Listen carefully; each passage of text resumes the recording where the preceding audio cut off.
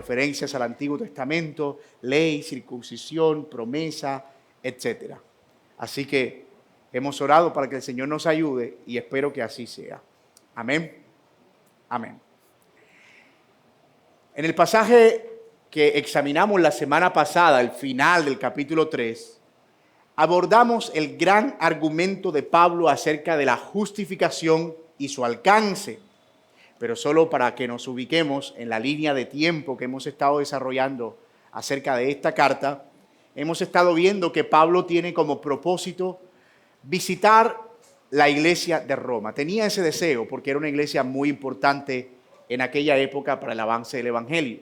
Pero esta iglesia, que estaba constituida por judíos y por gentiles, es decir, por personas de trasfondo judío y por personas posiblemente de trasfondo griego, romano y de muchas otras naciones, estaban enfrentando ciertos conflictos acerca de cómo entender su fe, especialmente porque los judíos tenían ciertas prerrogativas acerca de que ellos eran el pueblo de Dios y que nadie fuera de los judíos podía ser considerado el pueblo de Dios a menos que tuviera la señal visible, esto es, la circuncisión que Dios le había dado a Abraham.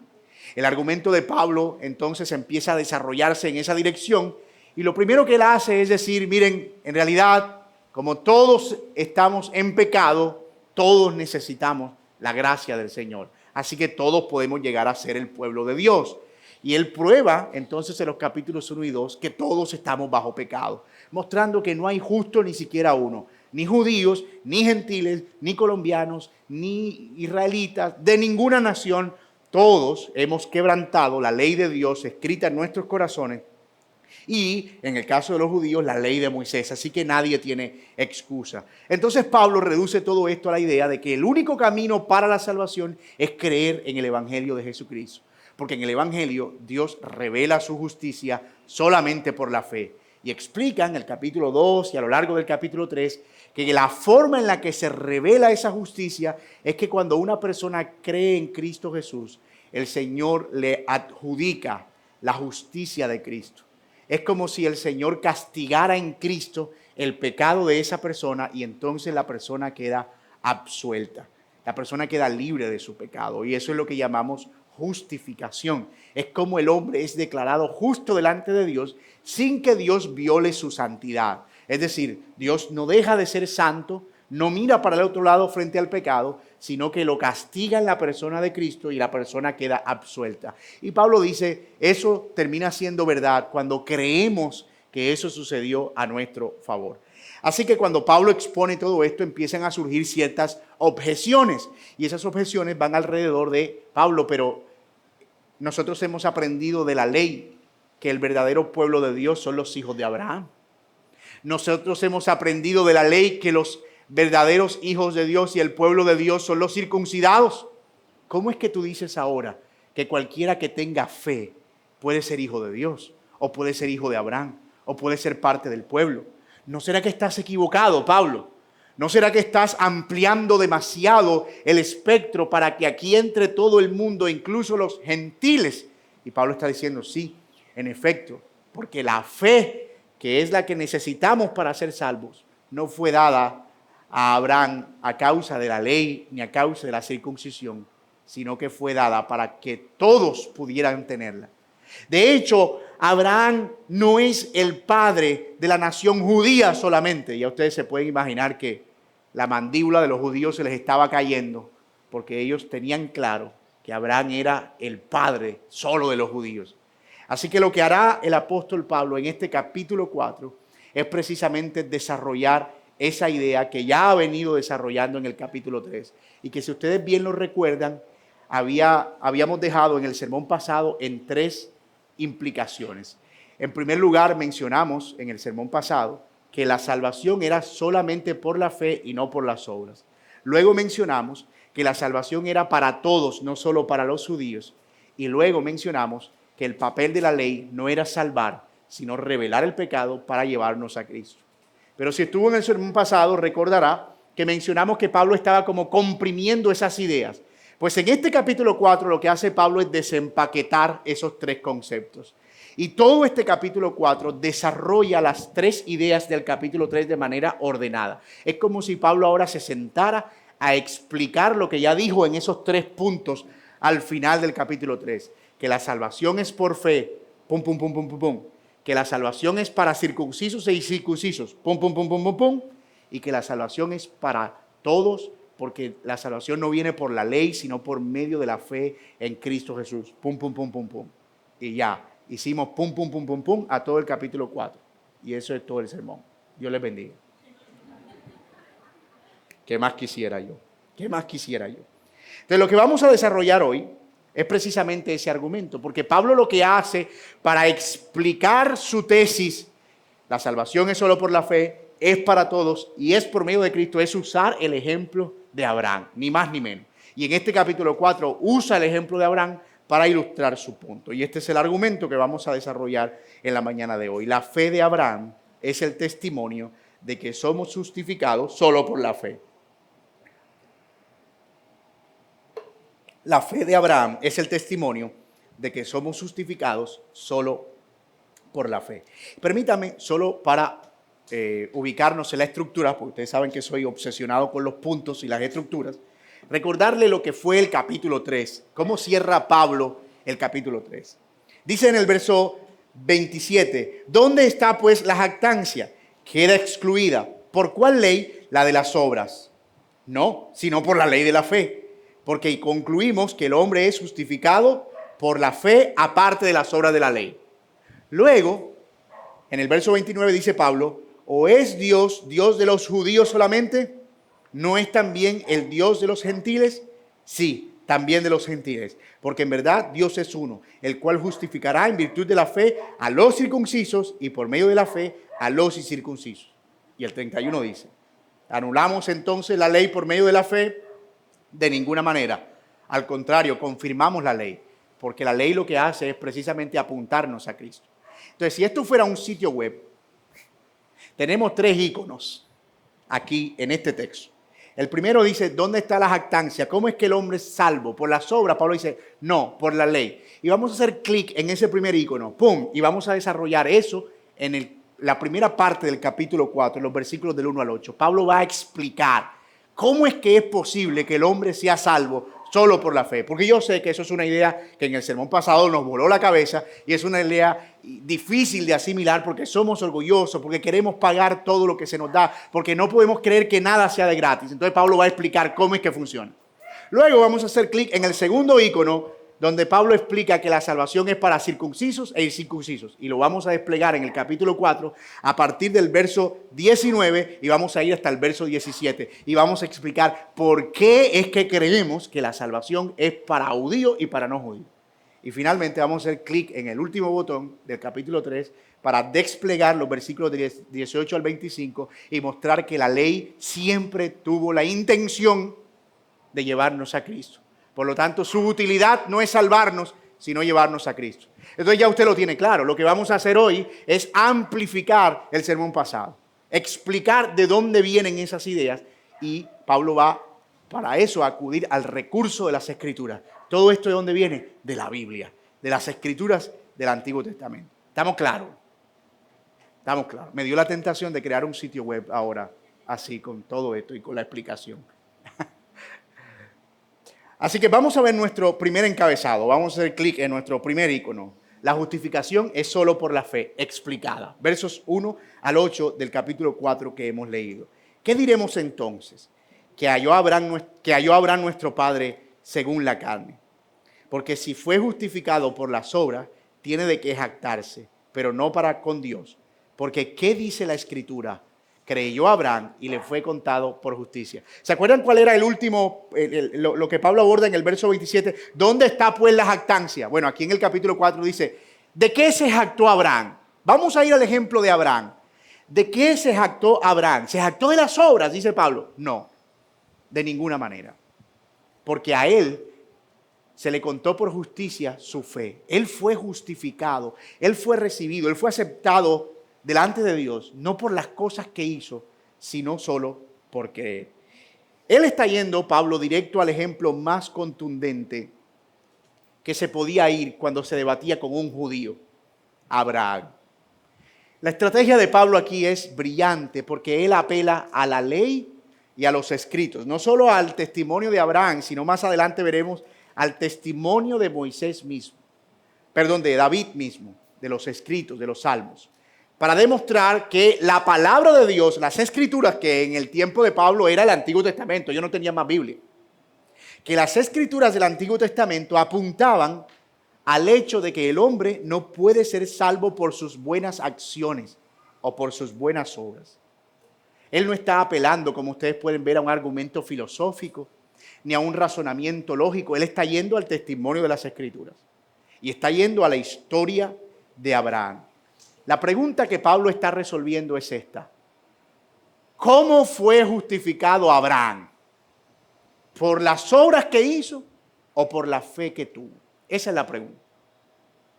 Y el argumento es: si Abraham fue justificado por las obras, entonces Abraham tendrá de qué jactarse y nosotros tendríamos que hacer obras para jactarnos. Pero si Abraham, que es el padre de la fe, fue justificado por la fe, entonces él no tiene de qué jactarse, no tiene de qué enorgullecerse y por lo tanto nosotros tampoco. Ese es el punto de Pablo. Es bien simple si lo piensan. Así que fíjense que él empieza a citar la Biblia y cita exactamente Génesis 15:6. Abraham creyó en el Señor y se le reconoció por justicia. O sea, Pablo está tomando un texto del libro de Génesis en el Antiguo Testamento para decir: yo no me estoy inventando esta verdad de que el hombre es salvo solamente por la fe.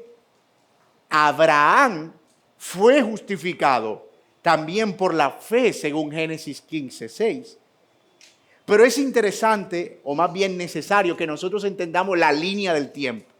Porque a veces, y no sé si les ha pasado cuando leen la historia de Abraham, que uno pareciera que la historia de Abraham se va repitiendo y que el Señor le dice como que las mismas cosas todo el tiempo. Porque Él le hace una promesa y luego se la ratifica y se la ratifica. Y uno cuando lee la historia, esto ya lo leí, como que el Señor ya le dijo esto a Abraham. Y es que el Señor una y otra vez lo que hizo fue ratificar el pacto. Para que ustedes estén más fresquitos en esta idea, recuerden que Dios llama a Abraham en Génesis 12. ¿Dónde vivía Abraham?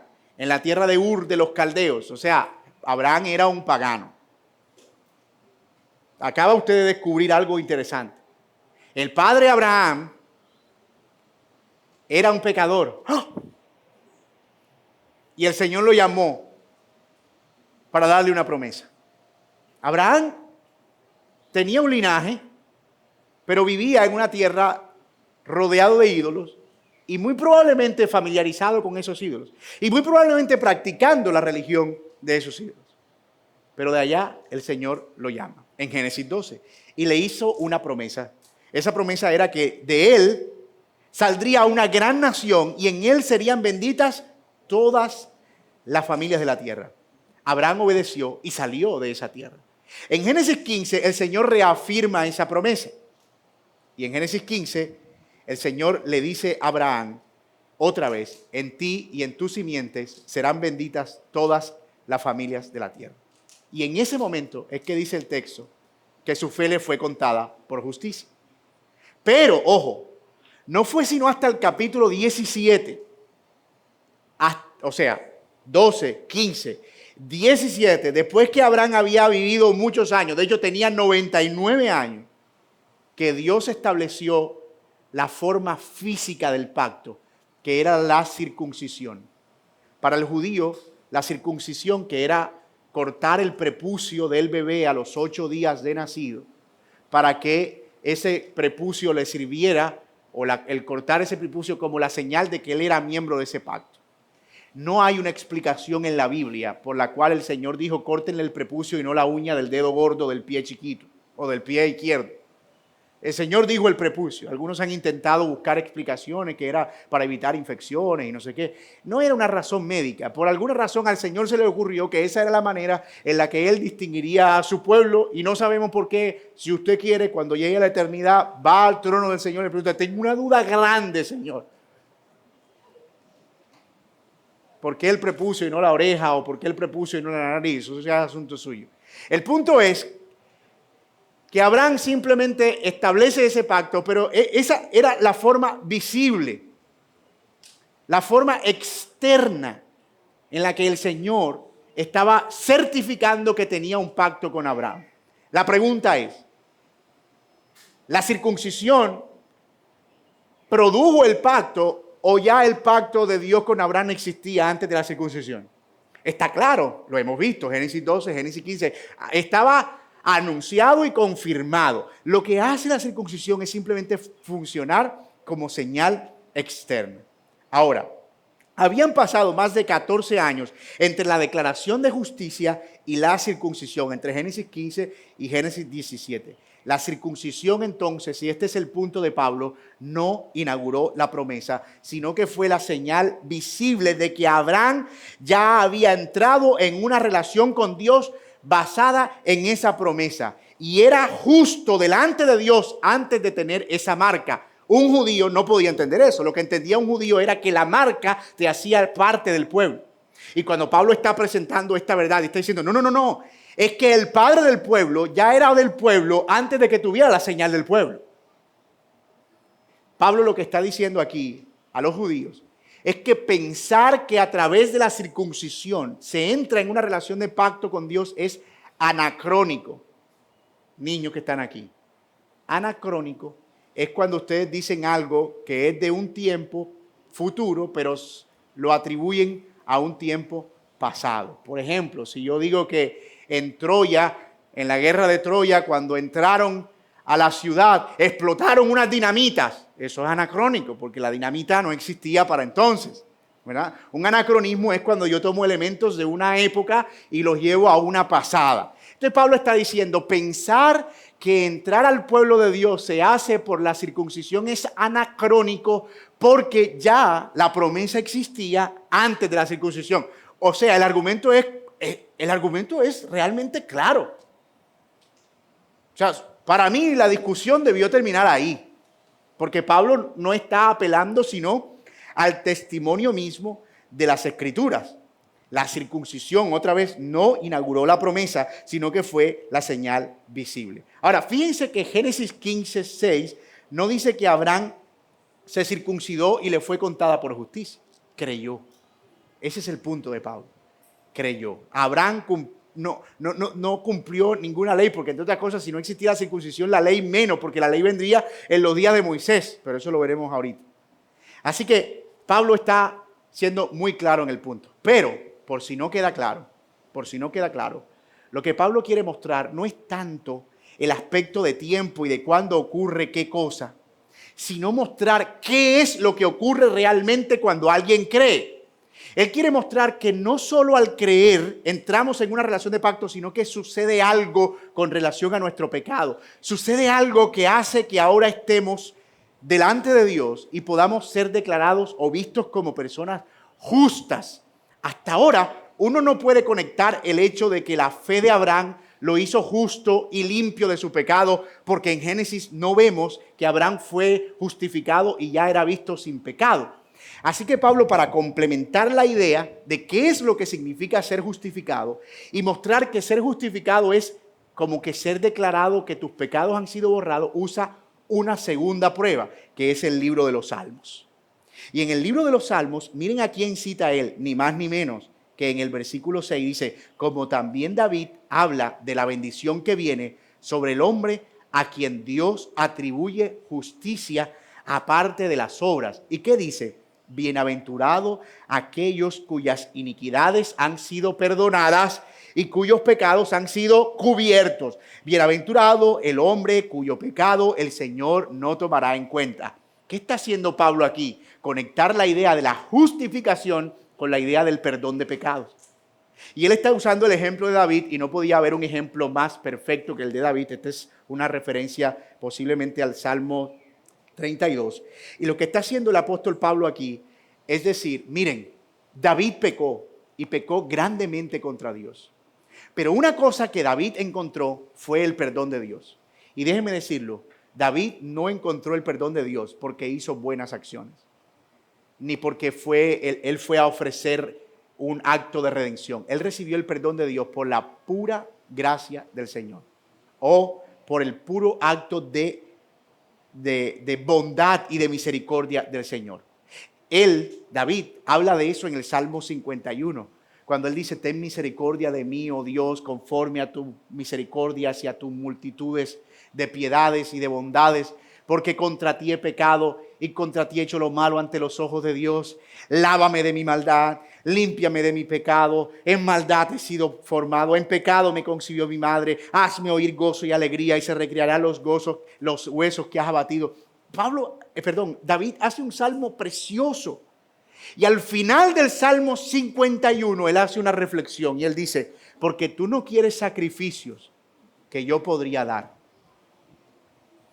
pero el corazón contrito y humillado no desprecias tú, oh Dios.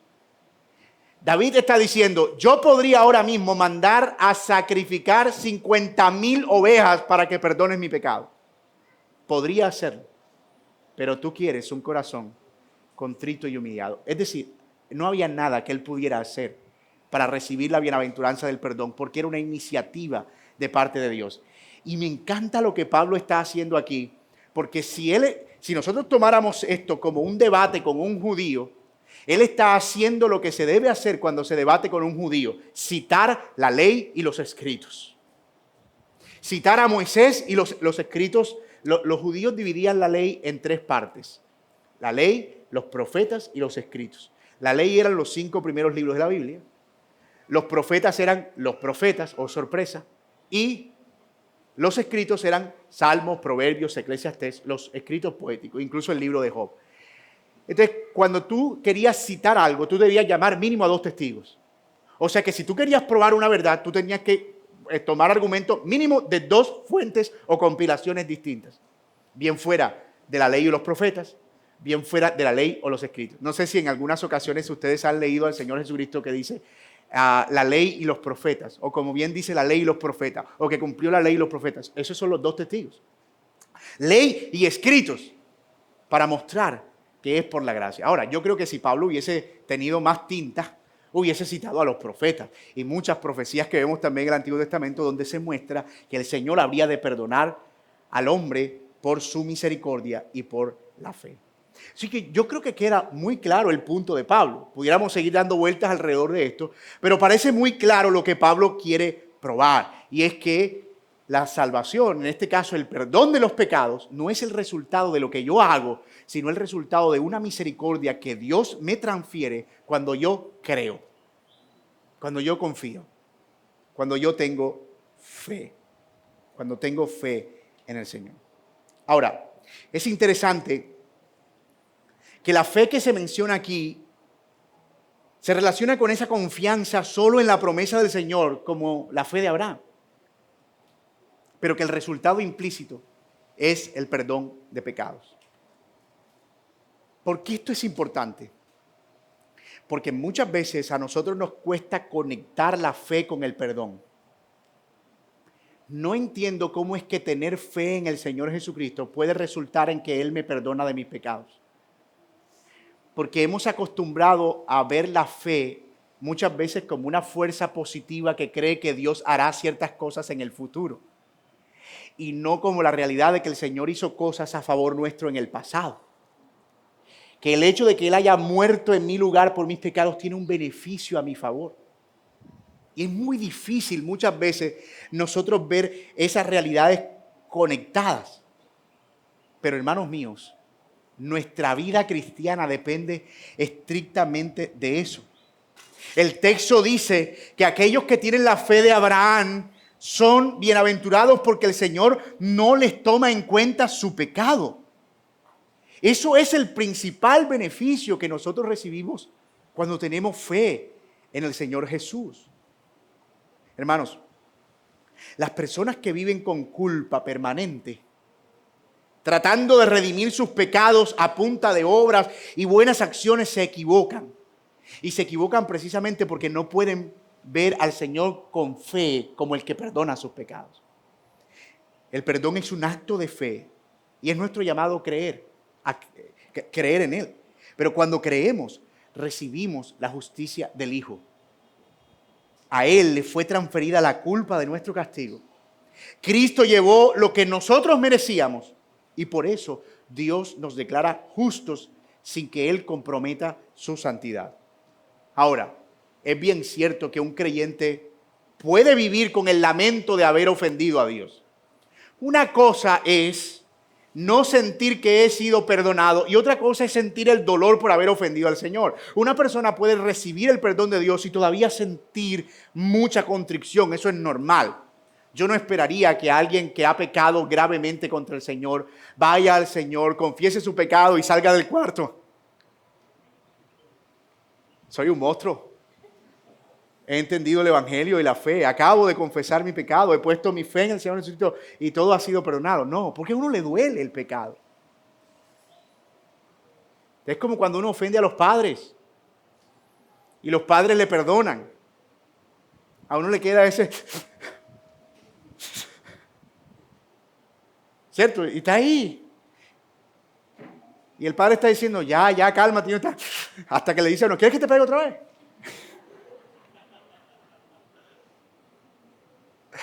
Pero no le queda ese rezago del dolor, de la ofensa. Es normal. Uno de los padres de la iglesia dice, por ejemplo, acerca del apóstol Pedro, que él lloró amargamente haber negado al Señor en 3 ocasiones, tanto que cada vez durante toda su vida que escuchaba el canto de un gallo, caía de rodillas porque recordaba que había negado al Señor. No estamos diciendo que no vamos a sentir dolor por la ofensa, pero no tenemos culpa. Son dos cosas distintas. Entendemos que la culpa ha sido llevada al Señor. Cuando yo no he resuelto el problema de la culpa, yo me voy a estar todo el tiempo viendo como alguien que tiene que redimirse. Cuando un marido ofende a su mujer, ¿qué hace la culpa? Lo hace ordenar un ramo de flores, ¿cierto? La culpa, ¿qué hace? Lo hace tratar de empezar a hacer cosas. Pero la esposa que sabe cómo funciona la culpa, porque no solo la esposa, los humanos sabemos cómo opera la culpa, porque todos padecemos de eso, decimos, eso, ¿tú crees que con un ramo de flores vas a arreglarlo todo? Porque hay una cosa que es insustituible y es el arrepentimiento genuino, resultado de la contrición y del hecho de saber que voy a obtener gracia y perdón del otro lado. Después de eso podré seguir regalando flores, por supuesto, pero ya no por la culpa, ya no porque quiero manipular el que me otorguen un perdón que va a restituir la relación, sino porque estoy tan agradecido por esa muestra de perdón que quiero llenar tu casa de flores. Amén. Me hacían falta tus amén, hermano Aram. Amén. Eso es lo que Pablo está tratando de describir. Yo no necesito hacer algo para manipular el favor del Señor porque eso ofende su carácter. Es como cuestionar su bondad. Es como cuestionar que Él es misericordioso. Es como decir, Señor, definitivamente tengo que hacer algo porque tú eres tan interesado que uno tiene que hacer cosas por ti para que tú le des algo a uno. Es horroroso en toda forma. Y por eso es por fe, para que Él reciba toda la gloria y no nosotros. Es por fe para que sus atributos sean exaltados y su nombre sea glorificado. Así que ya hemos entendido el argumento de Pablo para explicar con el ejemplo de Abraham y con el ejemplo de David por qué es que la salvación es por fe. ¿Y por qué es que esa salvación por fe involucra necesariamente la justicia y el ser perdonados de nuestros pecados? Justificación y perdón de pecados son elementos que no podemos desconectar. Así que ahora vamos a hacer clic en el segundo icono, ¿se acuerdan? Que fue la cuestión en el capítulo 3 que Pablo también sentenció. ¿Es acaso entonces la salvación solamente para los judíos o también para los gentiles? Porque hasta ahora uno diría, ok, te compro esa. Te compro que la salvación es solamente por la fe y no por las obras de la ley. Pero solo para los judíos, ¿verdad? Porque los gentiles, para esa gente no hay perdón. Ellos están muy lejos. No puede ser que el Señor haya cambiado tan de repente y de la noche a la mañana. Y que ahora esté recibiendo a personas que antes estaban excluidas. Y esa es la razón de ser del segundo punto que Pablo aborda en su cuestión y que va de los versículos 9 al versículo 17. Mira lo que dice: ¿es pues esta bendición solo para los circuncisos o también para los incircuncisos? Ahora ya entendemos la diferencia, ¿verdad, Isa?, entre circunciso e incircunciso. Un circunciso es como alguien que es del pueblo de Dios, judío, y un incircunciso era alguien que era como un no judío. Así que judíos y no judíos, circuncisos e incircuncisos, judíos y gentiles, pueblo de Dios, no pueblo de Dios, eran dos diferencias muy marcadas. Un judío no se podía permitir una relación incluso con un no judío, porque estaban prohibidas. Pero ahora Pablo les está diciendo que la bendición del perdón no solo es para ellos, los judíos, sino también para esos gentiles. Eso debió explotarle la cabeza a ellos. Así que Pablo, que es tan generoso, en este capítulo 4 les va a explicar por qué él cree que la salvación, el perdón, la bienaventuranza de la justicia de Dios es también para los incircuncisos. Y adivinen qué ejemplo va a usar el apóstol Pablo. Otra vez, el ejemplo de Abraham. Porque sirve para las dos cosas. Para probar que la salvación es por la fe, pero también para probar que es universal, que es para todo el que cree. Miren lo que dice él en respuesta a esa pregunta. Porque decimos, el 9, a Abraham le fue contada por justicia. Entonces, dice él, ¿cómo le fue contada? ¿Siendo circunciso o siendo incircunciso? Me parece chistoso porque Pablo pregunta y él mismo se responde. Pero recuerdan que él estaba hablando con un interlocutor imaginario. Él no estaba chateando por WhatsApp como esperando la respuesta del otro inmediata. Él está adelantándose a esa pregunta y él mismo la responde y dice, no siendo circunciso, sino siendo incircunciso. Abraham recibió la señal de la circuncisión como sello de la justicia de la fe que tenía mientras aún era incircunciso, para que fuera padre de todos los que creen sin ser circuncidados, a fin de que la justicia también se les tome en cuenta a ellos. Y ellos estaban ahí como, no acepto eso. No es posible. Un judío está diciendo, no es posible. ¿Y dónde está la exclusividad? ¿Dónde está el hecho de haber sido el pueblo de Dios? De haber recibido la ley, de haber recibido, de nosotros salió el Cristo. Algo de privilegio debería haber para nosotros. ¿Cómo estás diciendo algo tan escandaloso? Pero no hay duda, está claro. Él fue circuncidado después que tenía la promesa, pero luego añade, para que Él sea el Padre de los que creen, no solo de los circuncidados. Y entonces, ¿para qué la circuncisión? Porque Él también iba a ser el Padre de los circuncisos, pero ya era Padre de los incircuncisos.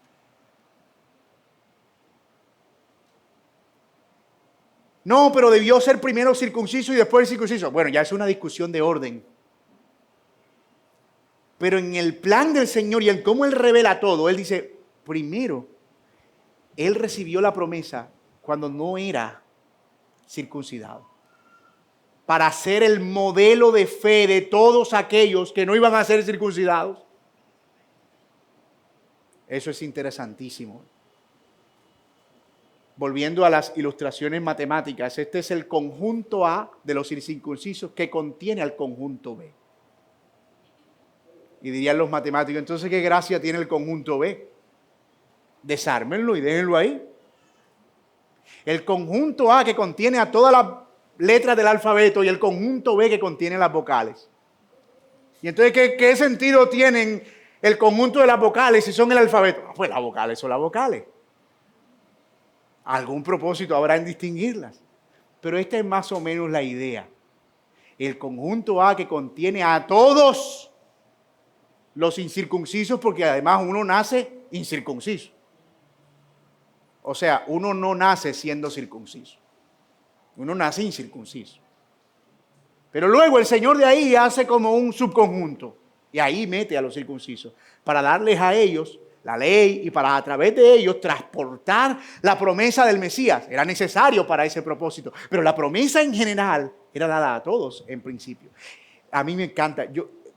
Si nosotros pudiéramos tener la oportunidad de conversar con personas en la eternidad, yo me quiero reservar 2 horitas con el apóstol Pablo. Su capacidad de razonar, de componer argumentos para que la persona ya no tenga escapatoria, es brillante. De hecho, él está usando aquí un método griego muy común, que era el método socrático, de hacer preguntas y llevar a la persona a través de preguntas a la respuesta de ella misma. A mí me encanta eso, especialmente para consejería. La gente termina aconsejándose ella misma.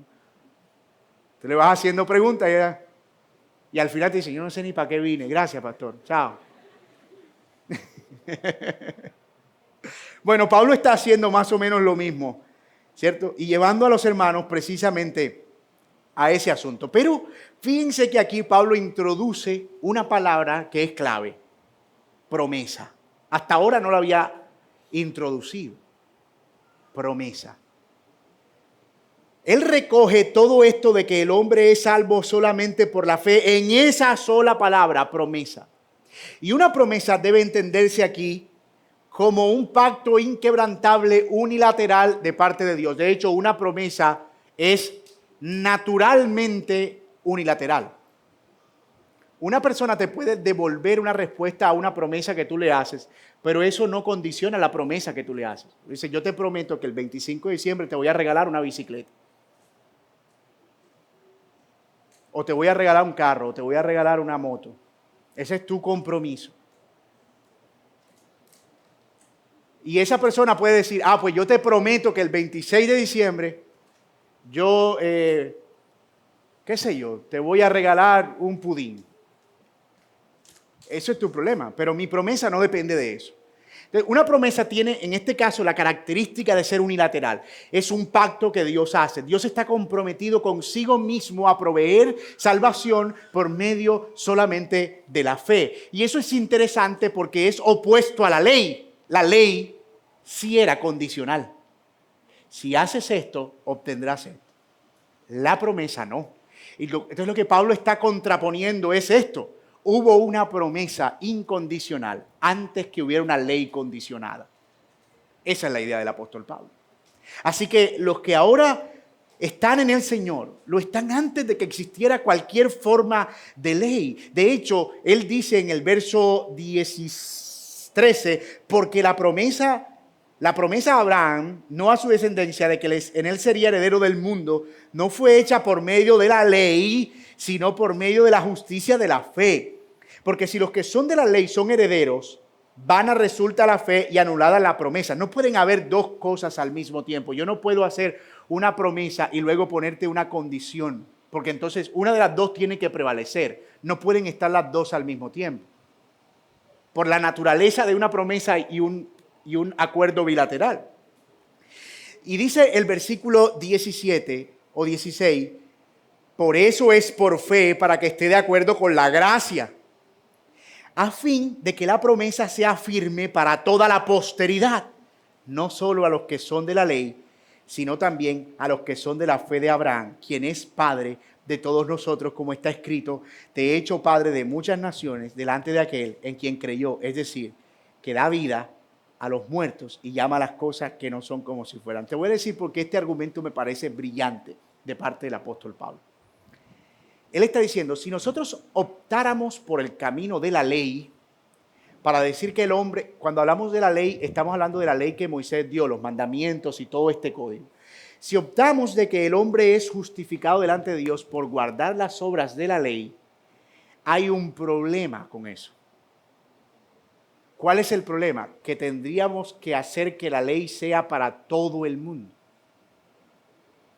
Pero el asunto es que el Señor le dio la ley solo a los del subconjunto B. En estos a los cuales no les dio la ley, técnicamente no hay una transgresión con relación a esa ley. Si hay una transgresión con relación a la ley de Dios que Dios ha escrito en sus corazones, pero no con relación a esa ley. ¿Cómo se puede justificar a alguien entonces con respecto a una ley que él no ha transgredido directamente? Pero si entendemos que la promesa ha sido dada a todos, entonces la promesa sí tiene un alcance mucho más universal. Ese es el argumento del apóstol Pablo. Léanlo de nuevo ahora con este entendimiento del verso 16. Por eso es por fe, para que esté de acuerdo con la gracia, a fin de que la promesa sea firme para toda la posteridad. La ley no había sido diseñada con el propósito de que fuera eterna. Si hubiese sido así, la ley hubiese salvado solo hasta Cristo, porque después de Cristo ya no hay más ley y nosotros no la tenemos. ¿Cómo íbamos nosotros entonces a reclamar la salvación de nuestros pecados si esa ley estaba supuesta a ser temporal, a tener una meta que era apuntar a Cristo, como dice Romanos 10 y lo veremos en su momento? Brillante. Pero la promesa está sujeta al que promete. Y como el que promete es eterno, entonces eso está dado hacia la posteridad, para los que tienen ley, para los que no tienen ley, para los que vendrán después de la ley, para los que vivirán mucho tiempo allá después de la ley. Absolutamente brillante lo que dice el apóstol Pablo. No solo los que son de ley, sino que los que son de la fe de Abraham, quien es padre de todos nosotros. Maravilloso. Por fin podemos entender el cántico de nuestro padre Abraham. Tiene muchos hijos nuestro padre Abraham. Uno de ellos soy igual que tú. Doy gracias al Señor, mano derecha. Eso significa que Abraham es padre de muchos, porque es el padre de los que tienen fe, no solo de los de la ley. Y si yo soy un judío ardido, yo estaría diciendo, o sea, Pablo, no solo nos quitaste la ley, no solo nos quitaste la circuncisión, sino que ahora me estás quitando a Abraham. O sea, ya Abraham no es nuestro, ahora es de todo. En efecto, porque no se trataba de Abraham, ni se trató de Abraham nunca.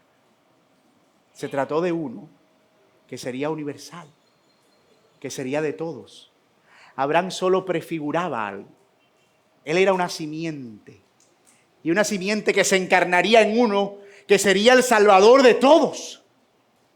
El plan de Dios no cambió nunca, siempre fue el mismo, siempre. Así que recordemos esto, la ley no fue dada para salvar a los hombres, sino para mostrarles la necesidad de ser salvos. Por eso su temporalidad. Y eso prueba que la salvación es para todos. Ahora, hermanos, fíjense cómo esto nos ayuda a entender que no tenemos un Dios exclusivista. A veces asumimos la actitud de los fariseos. ¿Se acuerdan de los fariseos? Se enojaban cuando un pecador venía a los pies del Señor Jesucristo. ¿Quién es este hombre que come con pecadores y se sienta con publicanos? ¿Qué se cree este hombre que además recibe a una ramera y la tiene ahí en sus pies? ¿Quién se cree? Pero el evangelio no tiene nacionalidad, ni lengua, ni color de piel, ni forma de hablar, y el perdón tampoco. Una de las imágenes más hermosas que veremos en la eternidad es delante del trono, gente de toda tribu, lengua y nación, de pie, adorando al Cordero y al que vive por los siglos. Esa es una de las imágenes más preciosas que veremos. Y bendito sea el Señor por eso. Y eso nos lleva ya al tercer icono que nos falta, ¿verdad?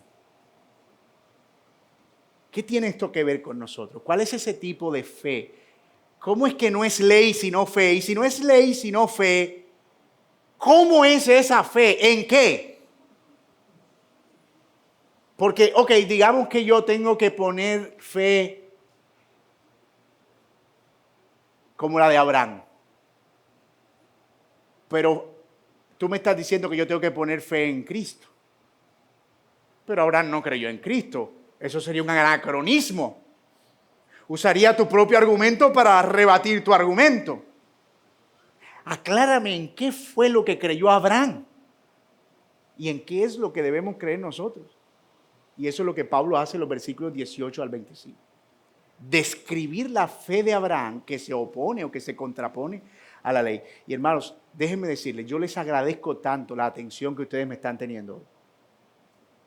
Porque yo soy plenamente consciente de lo que estamos desarrollando aquí. Yo sé que los cerebros de ustedes están ahora a 1000, a millón, y más con esta temperatura.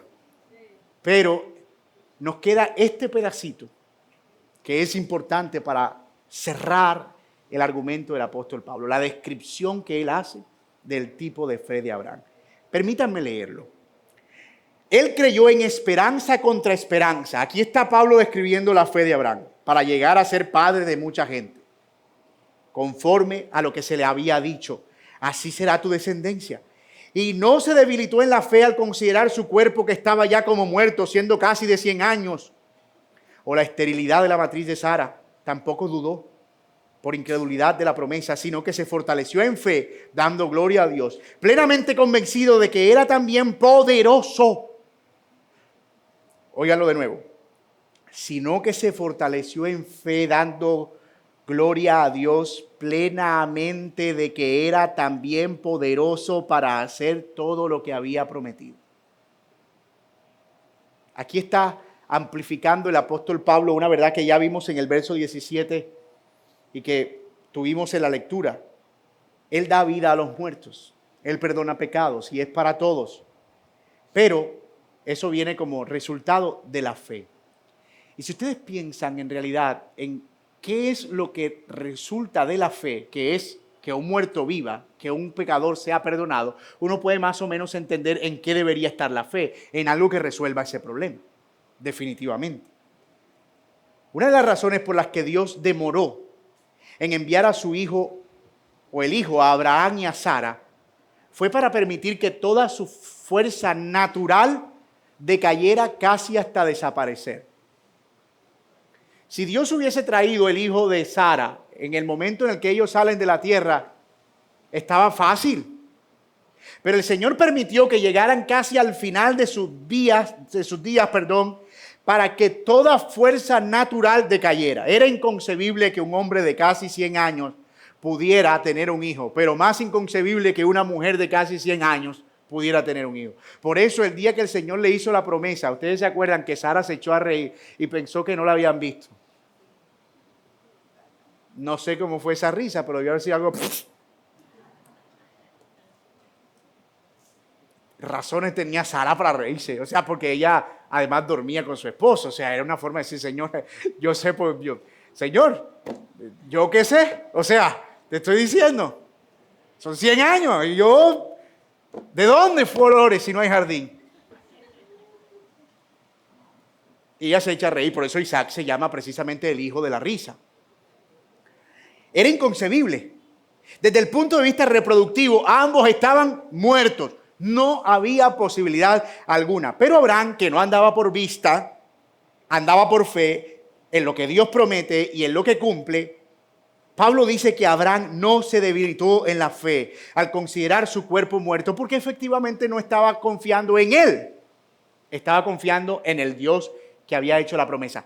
Vayan almacenando esas cosas porque nos van a servir para entender que ese tipo de fe es la que el Señor nos está llamando a tener y que es la misma que Pablo está describiendo que se necesita para el Evangelio. Tampoco la esterilidad de Sara a él lo amedrantó.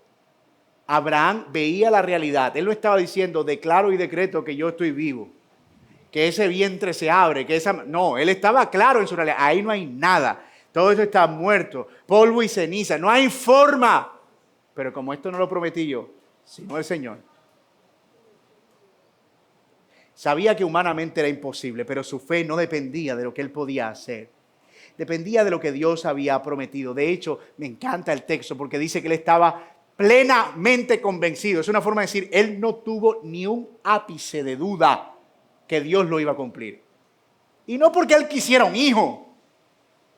Confiaba tanto en el Señor que él sabía que Dios no iba a dejar de ser Dios y ser el Dios fiel que él había conocido, solo por quedarle mal a él. Dios tiene que esperar hasta que el pecador reconozca que está muerto, incapacitado para ayudarse a sí mismo, antes de manifestar su necesidad de un Salvador. Ahora entendemos por qué tiene que ser por fe y no por obras. Porque tenemos que vernos como incapacitados. Mientras el pecador piense que es en sus propias fuerzas, puede hacer obras que agraden a Dios y pretender que va a obtener algo de gracia. Pero cuando Abraham reconoció que su cuerpo estaba muerto, el poder de Dios obró. De la misma manera que el pecador, cuando confiesa que espiritualmente está muerto, que no puede ayudarse a sí mismo, es cuando Dios entonces puede salvar. Ahora, noten algo interesante, porque ya vamos acercándonos al cierre. Y en el verso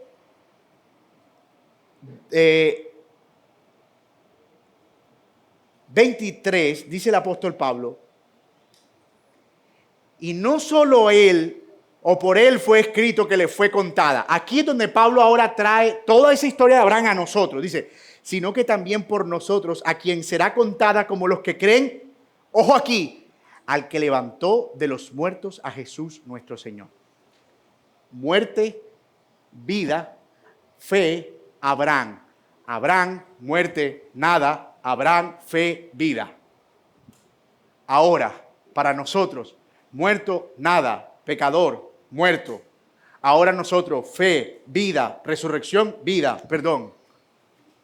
Yo sé que estoy predicando como unga, pero estoy tratando de hacer esto lo más simple que se pueda para que podamos ver la relación que hay entre la fe de Abraham, muerto, nada, muerto, fe, Señor, promesa, vida. Y ahora en Cristo, muerto, traspasado, muerto, completamente muerto, resurrección, vida.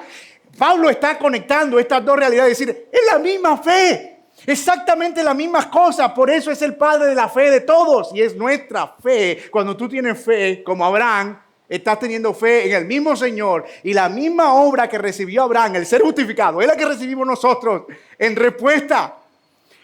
Dios mío, esto es, Pablo, es increíble. Es increíble porque mira todo lo que él hace en ese capítulo 4 para llegar a este punto. En este punto, un gentil, escuchando la lectura de esta carta, está diciendo como, Richie, así, yo sabía que en algún lugar había algo para nosotros. Y un judío está diciendo, no la vi venir. Esa no la vi venir. Claro, es la misma fe. De hecho, hermano, si lo recuerdan, la máxima expresión de la fe de Abraham fue cuando él llevó a su hijo al sacrificio. ¿Se acuerdan de eso? Y fíjense lo que dice Romanos o Hebreos 11, 18 y 19. Voy a leerlo porque es importante. Por la fe Abraham, cuando fue probado, ofreció a Isaac. Y el que había recibido la promesa ofreció a su único hijo. Oiga esto, o sea, la promesa era, tú vas a tener un hijo y de tu hijo serán benditas todas las naciones de la tierra. Pero cuando él tiene al hijo, el Señor le dice, mata a tu hijo, sacrifícalo, entrégalo en sacrificio. Como usted diga. O sea, si me dio un hijo en 100 años, lo que usted diga, yo no voy a cuestionar eso. Él lleva a su hijo allá arriba y dice el verso 18, que fue a él a quien se le dijo, en Isaac te será llamada descendencia. O sea, era un acto completo de fe. Otra vez, muerte, fe, confianza, muerte, nada. Otra vez. Pero ojo, él consideró que Dios era poderoso para levantar de entre los muertos, de donde también en sentido figurado lo volvió a recibir. Lo que está diciendo es que Abraham, por alguna razón misteriosa, estaba creyendo en una resurrección que él no estaba viendo. Él no tenía ningún antecedente de resurrección en el panorama. Pero él estaba diciendo, Dios es tan poderoso y tan fiel a su promesa que si yo mato a mi hijo, entonces él lo resucitará. Por eso lo de sacrificarlo iba en serio, él no estaba jugando. Él no estaba como que, le doy a la 1, 2:30. No, él tira el viaje. Juan. Y de repente, porque él estaba convencido que Dios traería vida de la muerte. Abraham creyó en lo mismo que usted y yo somos llamados a creer. En un Dios que es poderoso para resucitar a los muertos. Eso es creer esperanza contra esperanza. Es el mismo lenguaje que Dios usa en el Nuevo Testamento cuando Juan el Bautista ve al Señor Jesucristo y dice: he aquí al Cordero de Dios que quita el pecado del mundo. Y cuando lo está bautizando, el cielo se abre y una voz del cielo se oye. ¿Y qué palabras pronuncia esa voz? La misma que él le dijo a Abraham: entrégame a tu hijo, al que amas. Pues bueno, ahora es la voz del cielo diciendo: este es mi hijo amado. Abraham no entregó a Isaac. Bueno, no murió. Dios proveyó un cordero. Pero el Señor sí entregó a su hijo. Ahí no hubo reemplazo en la cruz. El hijo sí murió. Ahí no hubo un ángel sacando la mano para que la lanza no lo traspasara.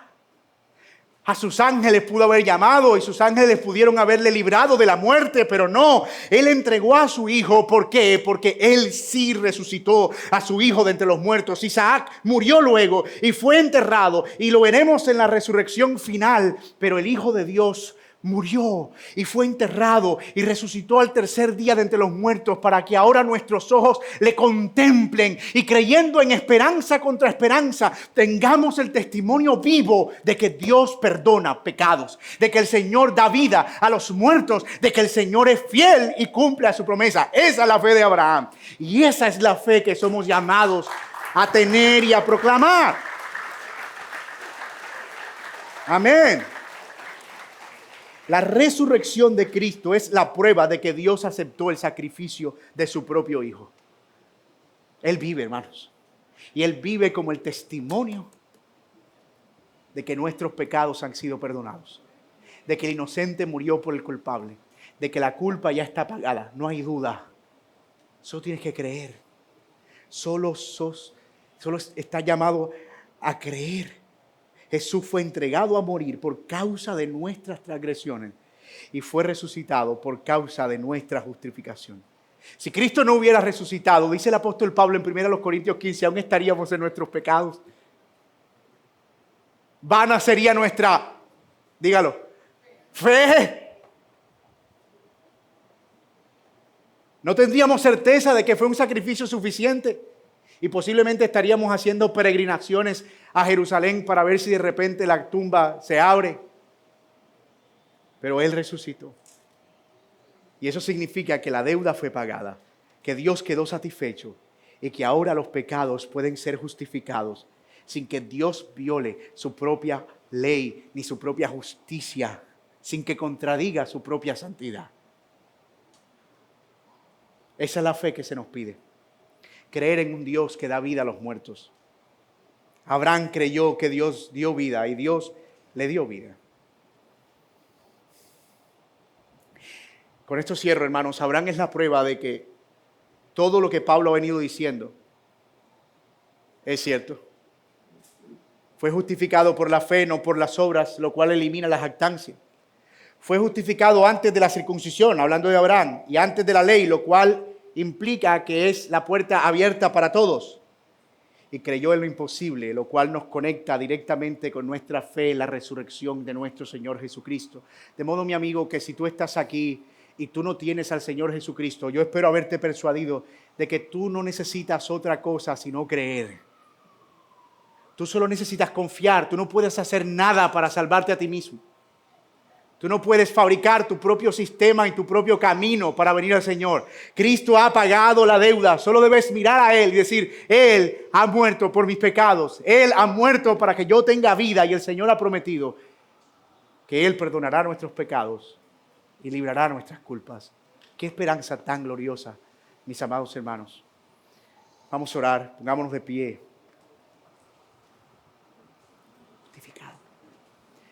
Padre, gracias. Porque este pasaje nos ha mostrado de una manera gloriosa cómo es que nos ha salvado, Señor. ¿En dónde está puesta nuestra fe? ¿Cómo es que es por fe y no por obras? ¿Y por qué es por fe y no por obras? Oh Señor, perdón, porque cuántas veces tratamos de trazar nuestros propios sistemas y caminos.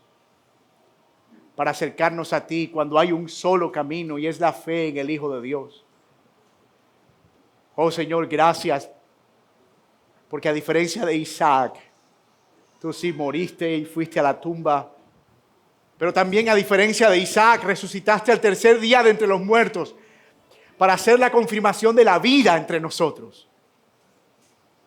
Mi hermano que estás aquí, si tú has venido batallando con culpa y con algún pecado del que has pedido al Señor que te libre, por favor, mira al Señor Jesucristo y cree. Él pagó el precio de todos tus pecados. Si tú confías en Él, el Señor te perdona todos tus pecados.